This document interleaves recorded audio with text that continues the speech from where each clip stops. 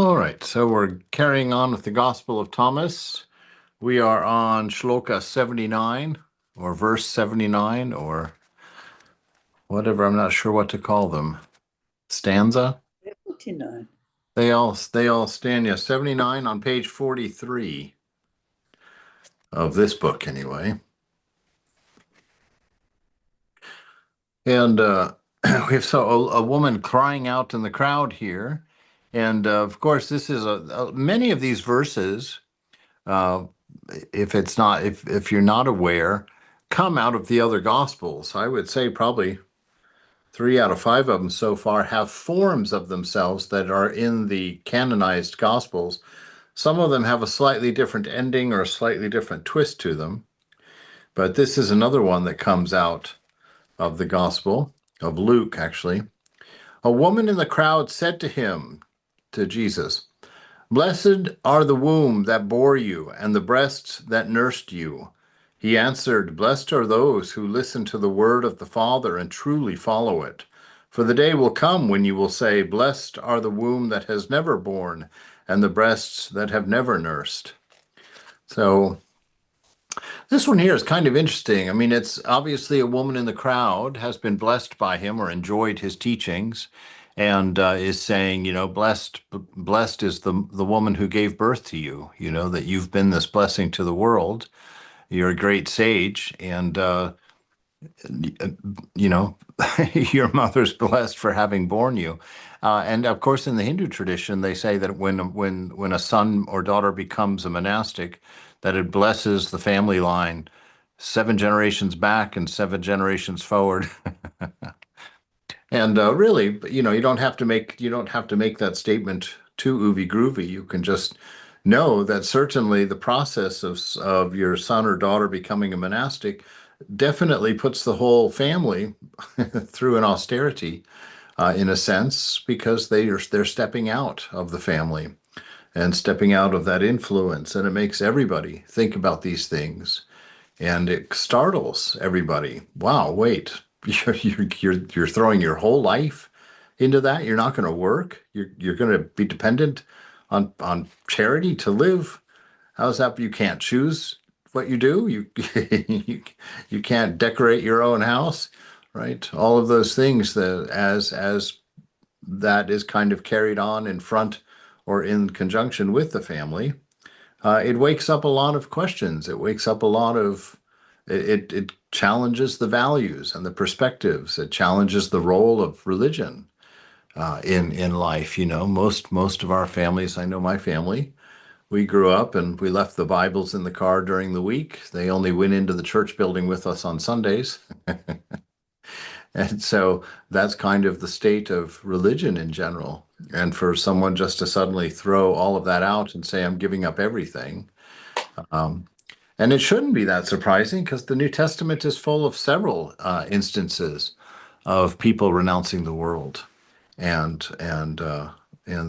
dedicating themselves to their realization. And so he says, okay, all right, but really the truly blessed person is the person who hears the words, who hears these teachings and does something with them, responds to them, applies their sincerity and their earnestness to them, right? And he says, "For the day will come when you will say, 'Blessed is the womb that has never borne and the breasts that have never nursed.'" This is, for someone who's just coming into spiritual life, they'll bless the teacher and think how grand that is, and blessed is the mother that bore you.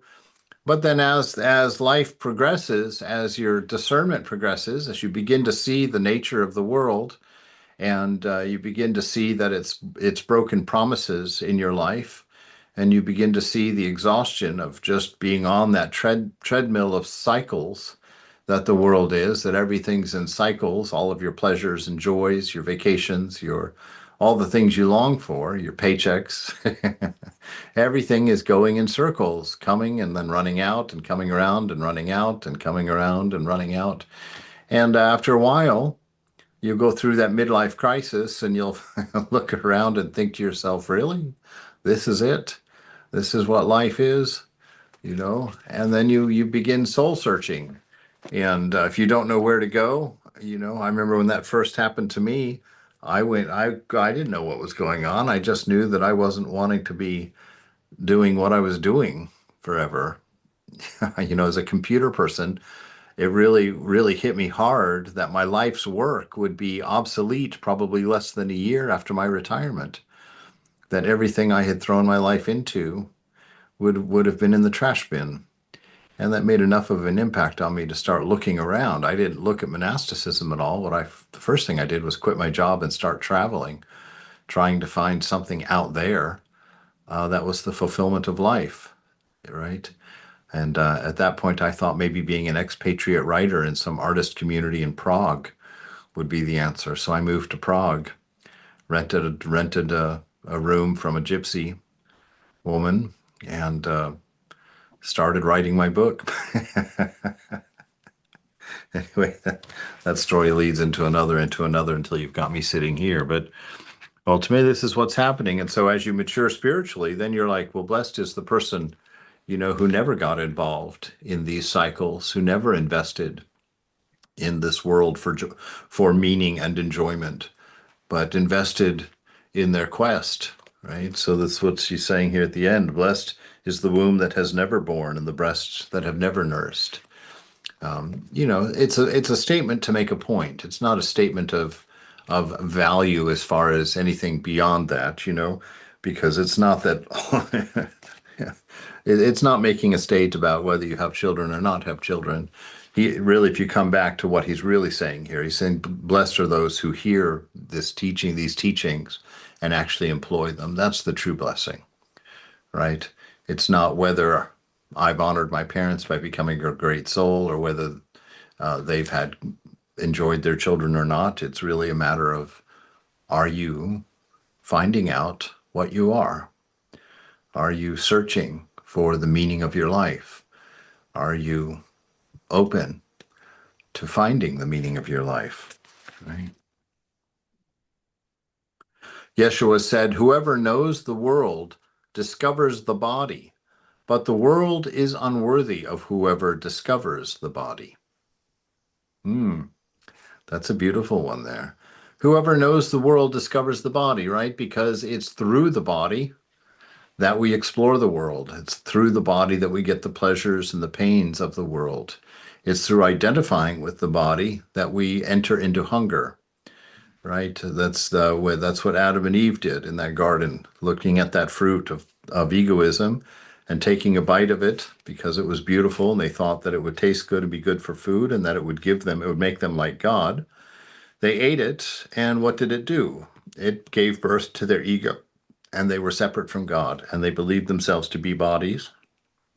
And the first thing that they did was run and hide because they were naked, right? And then they hid from God when they heard him walking in the garden because they were afraid.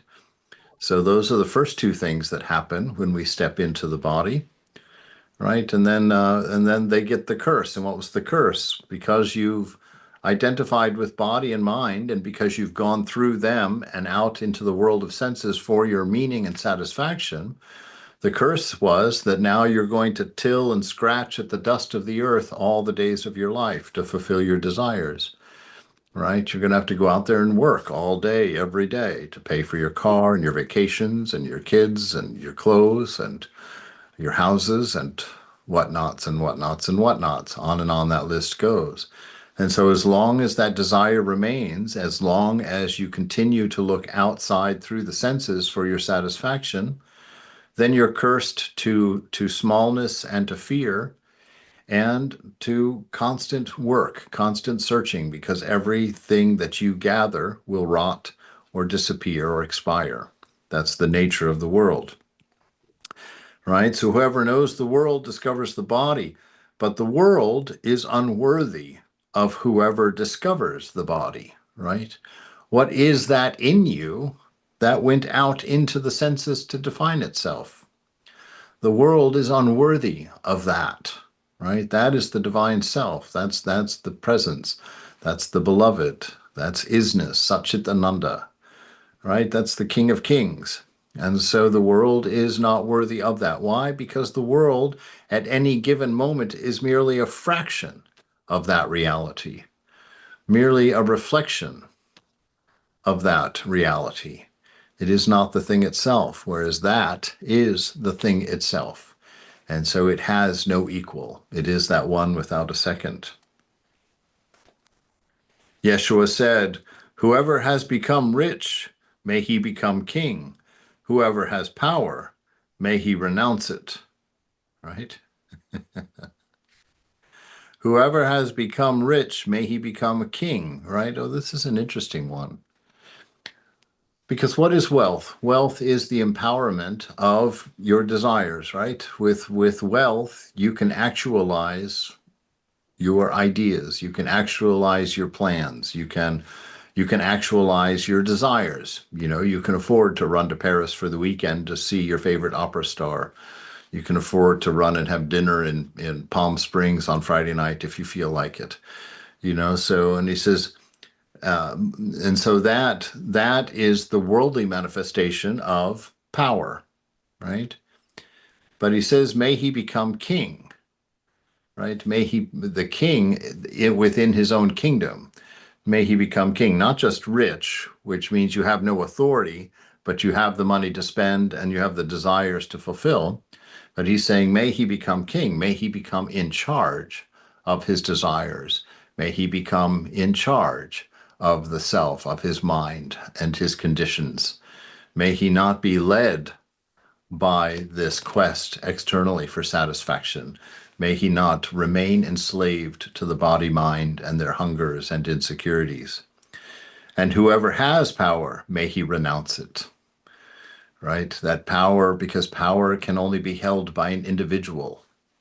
And we are not individuals, right? We are the whole. We are the one without a second. And so to realize that, you have to let go of your grasp on being special, being unique and separate from the whole, right? The uniqueness that we'll find, and it's the uniqueness that we try and mimic by being, by wearing purple tennis shoes or, getting a mohawk or, putting a big hoop in your ear or whatever. And this is not a generalization nor a judgment, but I'm saying these are the methods in which we try and express our uniqueness, our specialness, our separateness, right? When we are ego identified. And so he's saying, whoever has this power, whoever has this ability of self-control and is able to rule the world and is able to direct their efforts and manifest things in this world, may he have the wisdom to renounce it, to let it go, right? Because it is not what you are, and it is a bondage to you and a limitation of what you really are. So may he renounce it. Here comes Preeti. Wait, Preeti's here. There must be another Preeti. Okay. Yeshua said, whoever is near to me is near to the fire. Whoever is far from me is far from the kingdom. Right? So again, Christ making a reference to here, I and the Father are one. I am whoever has seen me has seen God. And so whoever is near me is near to the source of the energy, the heat that's emanating, that is manifesting in the world, the cause of the world, that initial cause, that isness. So this is the role of the incarnation on the path of bhakti, that God manifests himself, his divine principle, through the purest enactment of that divine principle that's possible. A person that is as selfless as they can possibly be and still manifest and still be seen. And so it's through that fire, through that person, that we reach God, that we come to know God. That's the handle on God that is there for the bhakti, for the devotion, for those following the path of devotion.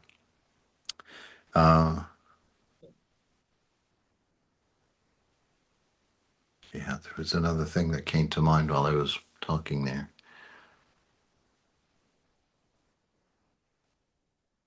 And of course, the fire of purification, right? That fire is always, not always, but frequently identified with purification in the scriptures. And so the whoever is near the incarnation is near to the purification. You know, it is the incarnation that can remove your karma, that can absorb your karma and give you freedom. It's the grace that you learn through the incarnation that gives you permission to let go of your own karma, to let go of your attachments within your mind, to let go of your stories of egoism, and to find that peace and that quiet. It's very difficult to do that on your own because you start out in the mind and you can't calm the mind while being in the mind. So it's very difficult. And it's only through the grace of the beloved that we come to know that we are not mind, and we can then become the observer of mind, the witness of mind, right?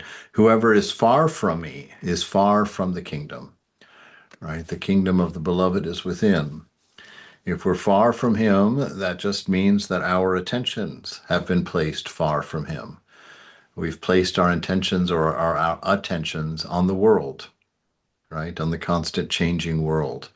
That which is he has said up above, that which is unworthy of us, we have invested in and identified with, right? And so we are far from the kingdom. We cannot find paradise inside, right? Because, like, again, from that story of the Garden of Eden, when we entered into the senses and defined ourselves by them and then tried to find our completion in the senses, we gave birth to desire because we became small and we became a part of the whole. And we were cast out of the garden. We were cast out of our inner peace of paradise. And to protect us from returning to that garden, there's a cherubim, an angel at the gates with a flaming sword of desire, right? So you have to conquer desire to get back into that kingdom, to the divine presence within. You have to vanquish desire and return. And then if you vanquish that desire, you can return into the kingdom or the Garden of Eden or paradise, however you want to see that. And in that paradise, you will find the tree of immortality. And you can then eat the fruit of immortality. You can know of your immortality. You will no longer identify with the mortal, with the things of this world that all end, all have an expiration date on them. Yeshua said, when images become visible to people, the light that is in them is hidden. In the icon of the light of the Father, it will be manifest, and the icon veiled by the light. All right. When images become visible to people, the light that is in them is hidden. All right. So when you see this world of objects, when you see this world of manifestation, that which is behind it becomes hidden if you think that the objects are the thing itself. Right? That's that problem, is when you think that your desire for lemonade is actually going to fulfill your desire, right? Then you're not going to understand your nature, because probably in 2 or 3 hours you're going to want another glass of lemonade. And that's the nature of this world. So when this world becomes manifest to you, if you think it to be real, then the light that is in it, that vidya, that light of awareness, gets confused because you start running after these objects. In the icon of the light of the Father, it will be manifest. Okay, in the icon of the light of the Father, that would be in the incarnation, right? In the icon, that symbol of the light of the Father. So the symbol of the light of God would be the incarnation, a Jesus, a Buddha, Ramakrishna, a Holy Mother. Those are the lights of this wisdom, right? And in those, it will be manifest, and the icon will be veiled by the light. Now, what he's talking about here, it's perplexing, but Vivekananda says it very, very interestingly. He's talking about the image in the shrine, which is very much the same idea. Vivekananda says, if you worship the image in the shrine as the thing itself, that image there is God for you, he says that will lead you to the loka of that particular symbol. So that would take you to Ramakrishna Loka, that would take you to Shiva Loka, or whatever those places are, those heavens where you get to go and commune with your highest ideal. He says, but if you worship through the image, don't stop at the image. See the image, recognize its ideal, and look through to the projector. Look through that image at the divine behind it. He said that practice leads to moksha, leads to freedom, right? And when that freedom is discovered, then the light that you have found, the light that you have touched beyond the image, then does what he says here, that it veils, that the icon is veiled by the light, right? That experience of oneness, that experience of the divine directly, then basically eclipses out, the world disappears, right? The world of objects is not necessary. And you either it disappears or you see that there's no distinction, which again, we're in a realm where we can't talk about it. Realization is the highest realization is one without a second. So there's no observer. So we really can't talk about what that is. So that's what he's saying here.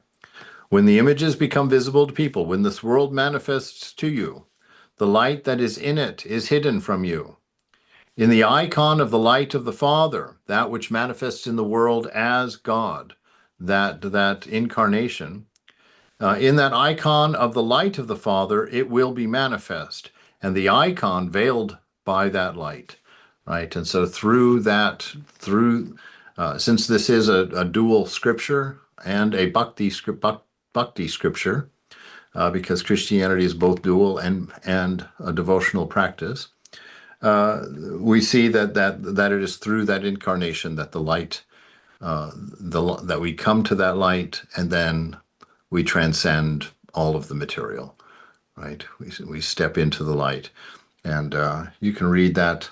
Saint John of the Cross talks about that quite a bit, and so did Saint Teresa of Avila in that highest experience that they had. Yeshua said, "When you see your true likeness, you rejoice. But when you see your icons, those that were before you existed, and that never die and never manifest, what grandeur." Right? So when you see your true likeness, you rejoice.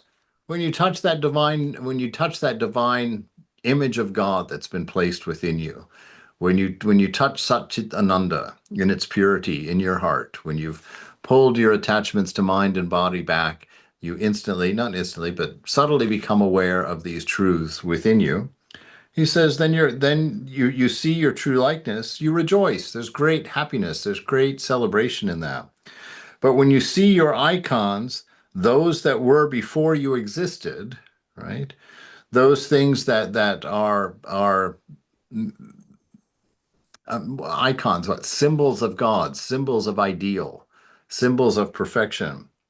When you see your icons, those that were before you existed, and that never die and actually never manifest, right? Because the truth of them is that all of these manifestations of these millions of gods and goddesses, none of them are the thing itself, or all of them are the thing itself, right? I've seen that, those who follow Krishna will place Krishna in the same place as Brahman, that all the other gods and goddesses come out of Krishna, and those who worship the Divine Mother will put her in the same position, and we who have worshipped Ramakrishna have placed him in that same position. And so here he says, that it's not those, even the gods and goddesses that have manifested. If it's manifested, it is only a face of the reality behind it. Even the gods and goddesses are not the thing itself. We're always trying to go beyond to touch that one without a second, the ultimate truth of this. And he says, but when you see your icons, when you see your ideals, those that were before you existed, and that never die and never manifest, so they're not of the senses, they're not of that world, what grandeur. So it's not just going to be rejoicing, it's going to be an awe. It's going to be an overcome. You're going to be overcome in ecstasy when you see that. Yeshua said, Adam was produced by a great power and a great wealth, yet he was not worthy of you. If he had been worthy, he would not have known death. Oh boy, let's see. Okay. Adam was produced by a great power. Well, he was made by God, right? He was the first human being, apparently. Adam was produced by great power and a great wealth. Okay. Wealth and power really can't. Wealth is a manifestation of the potential of power, right? So they're really the same thing. Adam was produced by a great power and a great wealth, yet he was not worthy of you, right?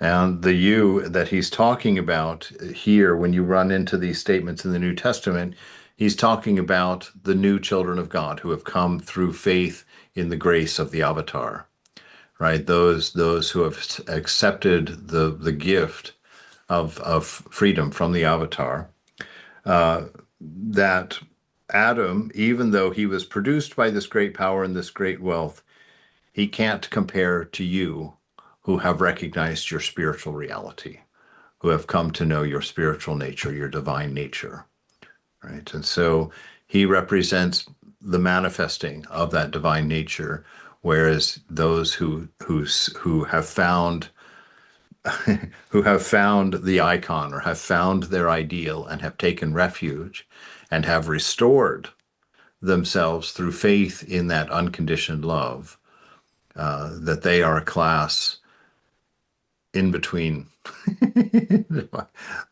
just to make something up, that we're a class in between, but we are no longer material and materially identified, so that being the lower class, and not quite yet fully willing to let go of everything, not yet transcendent to our ignorance, that we're kind of in that state as we go forward, and in the end we let go of all of that.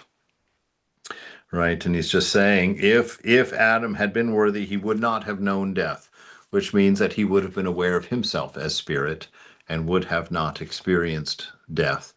Right. And we've talked about this is a subtle or one of those difficult to describe things. It's the difference of death to a spiritually aware person and to a worldly person. A worldly person is identified with body mind. So as they lay on their deathbed dying, as the body begins to shut down, they will be terrified. You know, probably everybody's going to be terrified to a degree, to the degree that you believe that you are dying. That's terrifying. But to the person who's spiritually aware, they watch the body die. They watch the mind quiet. And in that calmness and in that silence of the watching, as the body silences, it's no longer giving you all of its endless demands, and then the mind silences, right? That person who is spiritually aware then will remain separate and will know themselves to be separate. And in that silence, that lack of fear, they will discover that. They'll discover that bliss of self, that wisdom of self, that eternal being of self. And so they're not subject to death.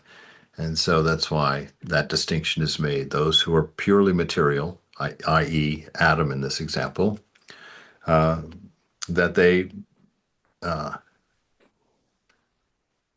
that they fall. I'm sorry, turned a page and didn't realize it. You know that they are not worthy of you in that sense. It's not a good thing to sit and think about that, because we're because it will produce ego in you if you do comparison living. If you compare yourself to others and get your sense of worth from others, from their position compared to your position, you've gotten nowhere. It's relative.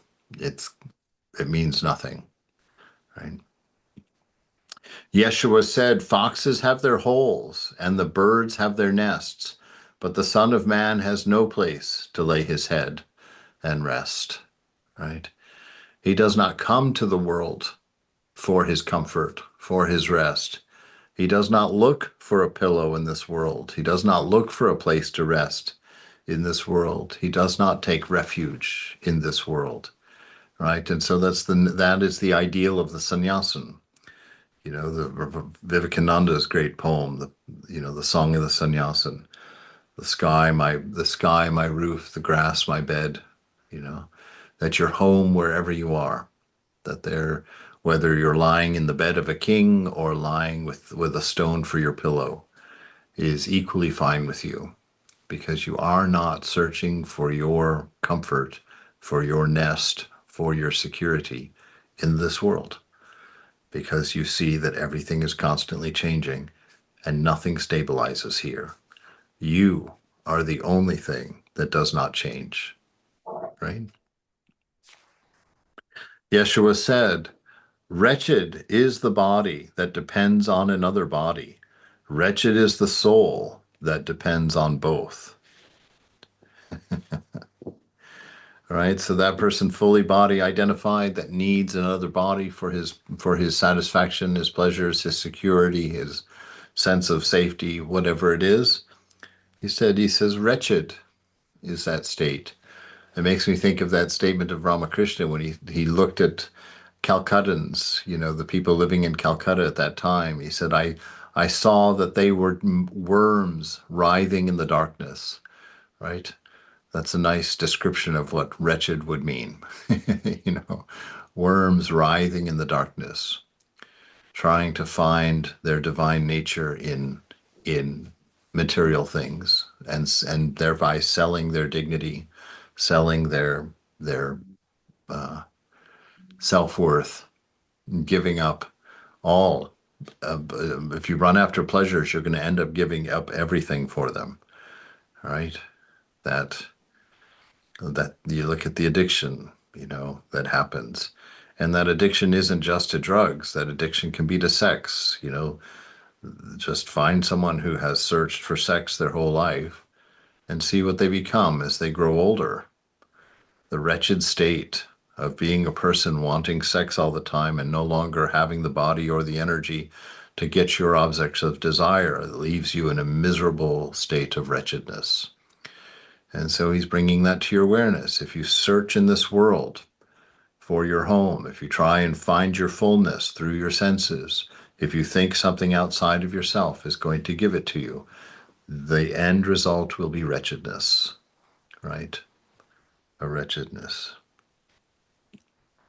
And so wretched is the body that depends on another body, right? It's still looking out through the senses. It still has not recognized its inherent freedom, its inherent strength, its inherent beauty, its inherent stability. Wretched is the soul that depends on both, right? The soul, that soul that's got a foot in both boats, right? That soul that has a foot in both boats. You're doing spiritual life and simultaneously pursuing your worldly pleasures, right? That's a difficult place to be. You go back and forth between light and dark, between satisfaction and misery, and you start not enjoying Jesus says in a place, he says, a man cannot have two masters. He will learn to love one and hate the other, right? You can't serve two masters. So at some point you're going to make a decision. At some point you're going to decide, oh, this religion's getting in the way. It's always making me feel guilty, and it's always nagging me about, that I shouldn't do this, I should do that, because that will be your perspective from the ego, that it's this annoyance. So you'll leave that one and then follow the body as your master, or you go the other direction. You start realizing that it's the body that's constantly bringing you down and constantly getting you stuck in its habits, constantly putting you into cycles that are not fulfilling. They do not fulfill their promise. And you go to them again and again and again. And if you, as a seeker, have your foot in both camps like that, you suffer, right? And that suffering is not without value. That suffering is what keeps us looking, keeps us moving, keeps us exploring, keeps us looking for solution, right? So my favorite thing to think of this world, I always remind myself, every blanket in this world is 6 inches too short. You don't have to go try all the blankets. They're all 6 inches too short. See it in one blanket and know it's true of all blankets. Learn the lesson quickly. That was what Ramakrishna taught us. You know, he put on that shawl, that fine gold threaded shawl that was super expensive.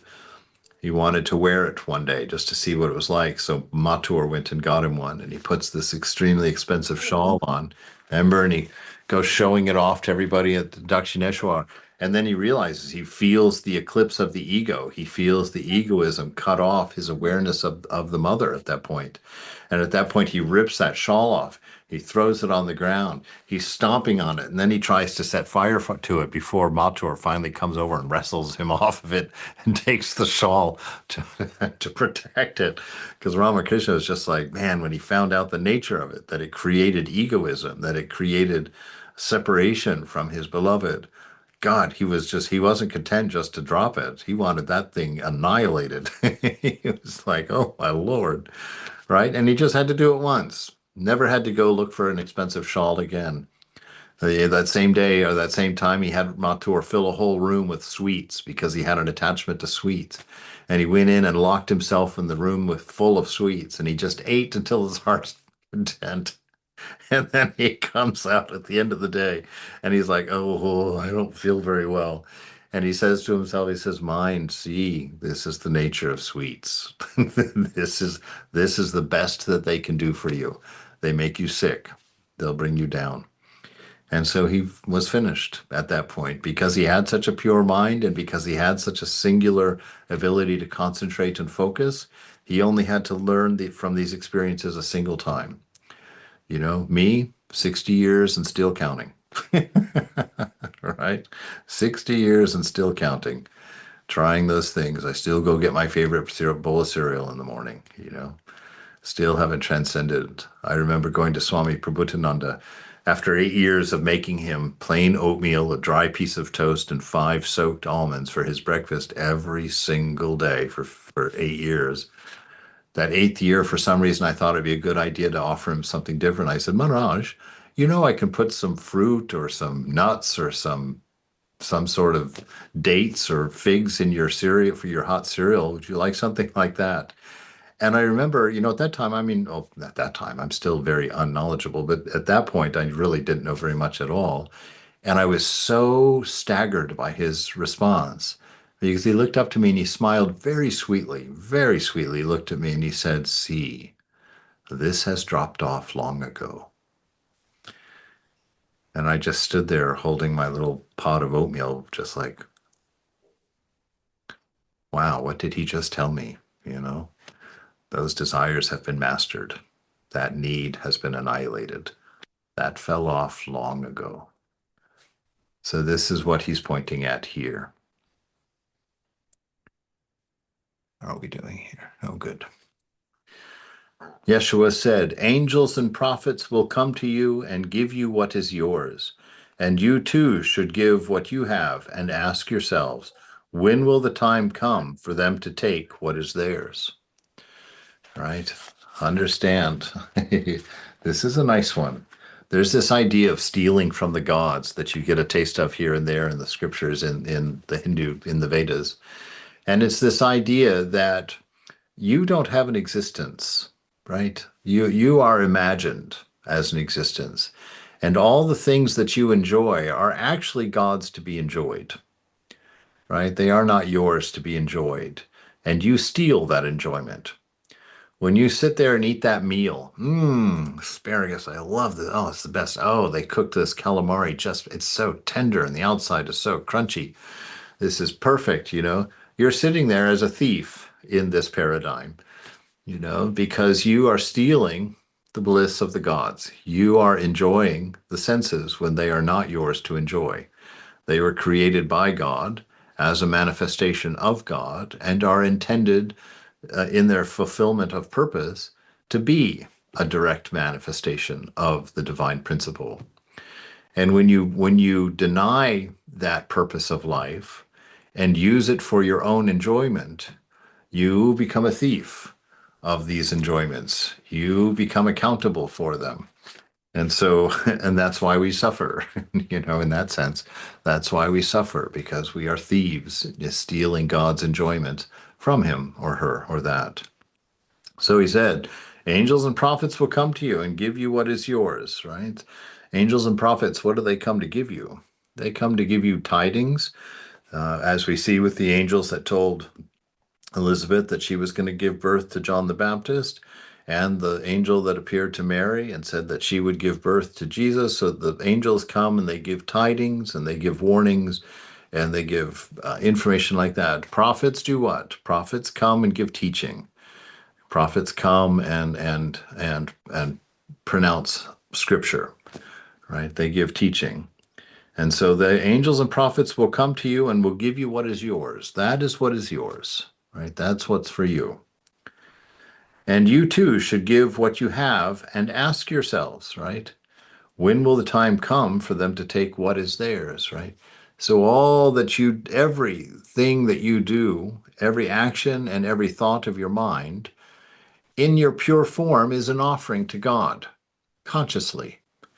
Every thought is a prayer. Every action is a prayer, And if you practice karma yoga, staying in the moment, not doing things for their own sake, not doing things to steal the result, right? To get the result for your desire, but to do them for their own sake, in worship, and offer them continually to the divine. That is what is God's, right? And to live that way is fulfillment. To live that way is bliss. Then you will find the meaning of your life. You will find the purpose of your life. You'll find great joy. And so when will come the time for them to take what is theirs? It's that dying to yourself before you die. It's like to know there's going to come a time when I have to give all of this back, this body and this mind, and what condition will it be in? All right, what condition will it be in when I return it? you know, is it going to be some stained up, cigarette burned, scotch stained, torn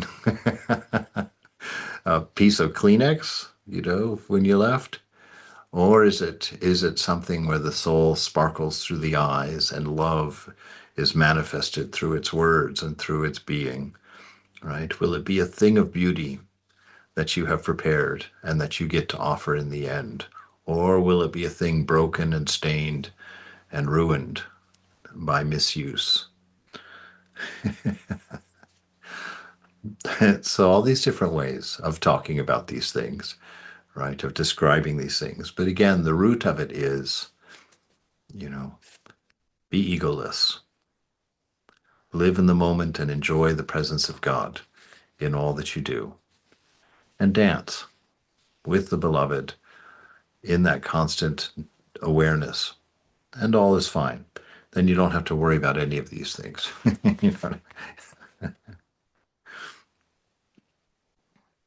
Yeshua said, "Why do you wash the outside of the cup? Do you not understand that the one who made the outside also made the inside?" Right? So it's like, why are you just bathing every day, but you're not doing any jupam, you're not doing any prayer, you're not doing any devotional singing, you're not doing any service. You've got no renunciation in you, right? No asceticism, no ability to control yourself. So he says, why are you just paying attention to the outside and not washing the inside every day? He says, don't you understand that the outside and the inside are one? You can't have one clean and one dirty. They both need attention. Yeshua said, "Come to me. My yoke is good. My command is gentle, and you will find repose within you."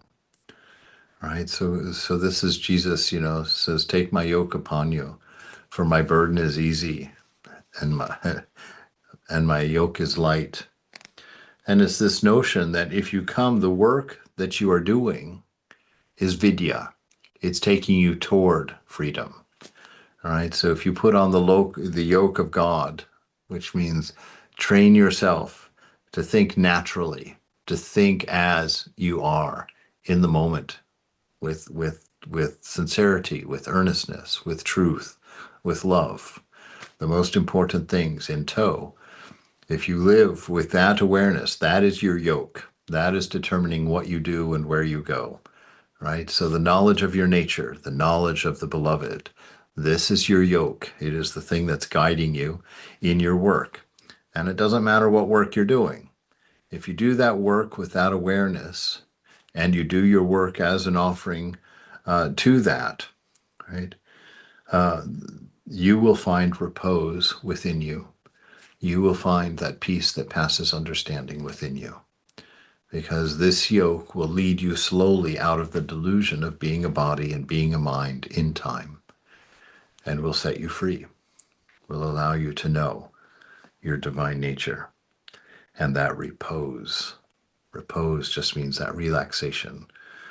You know, it's that collapsing into the chair after a long hike and having a big fresh glass of water, taking your hiking boots off and putting your feet up on the couch and just right, just relaxing into God. They said to him, "Tell us who you are, so that we may believe in you." And he answered them, "You search the face of heaven and earth, but you do not recognize the one who is in your presence, and you do not know how to experience the present moment." Okay? So you say, come to them, you want to know, who are you, right? And they want to know all the externals, right? He's talking about the Sadducees and the Pharisees, the religious elite that came to him and demanded, "Who are you? On what authority?" They wanted to know that. On what authority are you teaching? Right? They didn't care what he was teaching. They weren't like, "Teach us, show us." They were like, "What authority? What makes you think you can tell us? What makes you think that you can change us? What makes you think that you can speak against us?" Right? So these externals, this is when academics come and study religion, right? What do they study? They study the differences. They contrast and compare. They're working from the outside. They're not inside any of those religions. They're on the outside looking at them and seeing how they're decorated and how they're different and how they sparkle and what's this one is that one is like that one. It's not until you step inside of religion that you can see the sameness, the oneness, that all religions do the same thing. All religions are simply different forms of scaffolding for dismantling the ego and releasing the heart of love. That's what all religion is for. All the paths, the same thing. All of them. The ego, the identity with body mind. That's what ego is. The veil of Maya. That's what ego is. Those are all synonyms, right? So all religions are simply methods of dismantling the ego, that the divine, that the kingdom of God, that the light of God, that you know the Atman, all of these different words, that all of that might manifest purely once the ego has been either destroyed or at least thinned to its maximum degree, right? So from that perspective, we know that religion is one. We can see that oneness. But if we go and we demand answers and we're searching through the senses and thinking that we're going to build a philosophy and a dogma and a doctrine and find freedom in it, forget it. There's no freedom in those things. Those are good to start with. You need a fence around the young tree when it's first planted to protect it. But once that tree has begun to grow, right, and begins to find the guru within itself, he says, when that tree then is big enough, you can tie an elephant to it. You don't need that little fence around it anymore. It can stand on its own. And so that's what he's saying here. You search the face of heaven and earth, but you do not recognize the one who is in your presence. Right? You do not recognize even your own presence. Right? You do not recognize what this represents, what this world is a reflection of. We are convinced, we call it material, we call it matter, even though we can't find either one of those. Even after all these years of science, we have not found matter, right? Because this world is consciousness, and they're just now coming to that through quantum physics. that this world is consciousness, that the observer has an effect on what is being observed, that they are not separate, right? And so they're coming to understand this little by little. He says, you do not recognize the one who is in your presence, and you do not know how to experience the present moment, right? How to be present in this moment. We're always still, even when we try to be here now, we're still being a thought of ourself in a here that's being described by the mind. The problem with that is that here that comes from thought, that comes in as a thought of oneself in the mind amongst all of the other objects of thought that we experience as the world out there, right? That if you're in that space, you cannot be present. Why? Because all thinking is in the past. You cannot think in the present because thinking requires a process that has to happen, and that will never be in the present. That will always be an exercise in the past. That's why a movie moves. A movie moves because you capture the frame that's shown to you, you hold that frame, you're in the past holding that frame, then the present, boosh, presents a new one, and that difference then becomes explained. But you're never present. You're sitting on the edge of the past, observing the present moment, and therefore are deluded into seeing change, into seeing story, right? Into seeing time, space, and causation. To be present is to be silent, utterly silent within. And in that utter silence, you touch the moment. And in that moment, it's revealed that the moment is God, right? That the world is God. That you, this imagined self, are God. And all of that becomes plain when thought stills, when thought ceases, when the triad is no longer being applied to what's being observed, because what's being observed is not being observed with senses. It's being observed by the self itself as such. That's one of the things from Swami Prabhupada told me. He says that the reason that when you have a vision of God, or when you have a supernatural vision or understanding, he says you will know it's true because the memory of it will never diminish, because it will be one of the few direct experiences you will ever have in this world. And he said that's also the reason that realization happens once and never needs to be repeated, because you cannot forget it. It's written directly, as it were.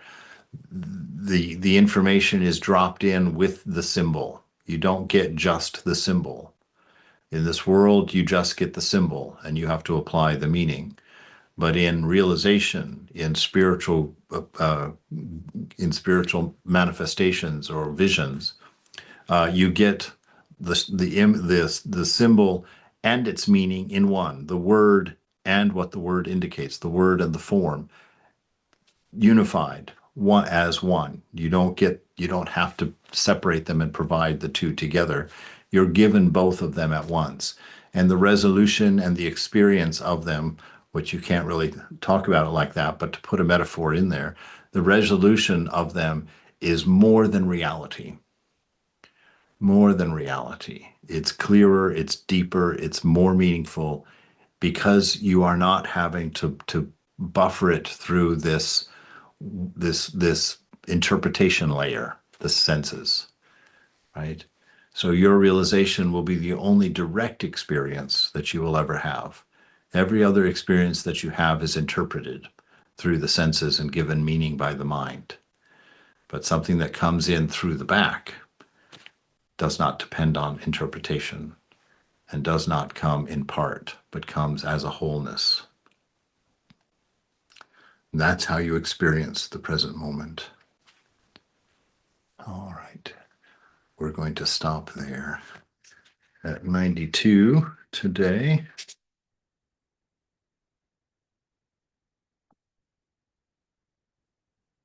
And let me turn off the recorder here.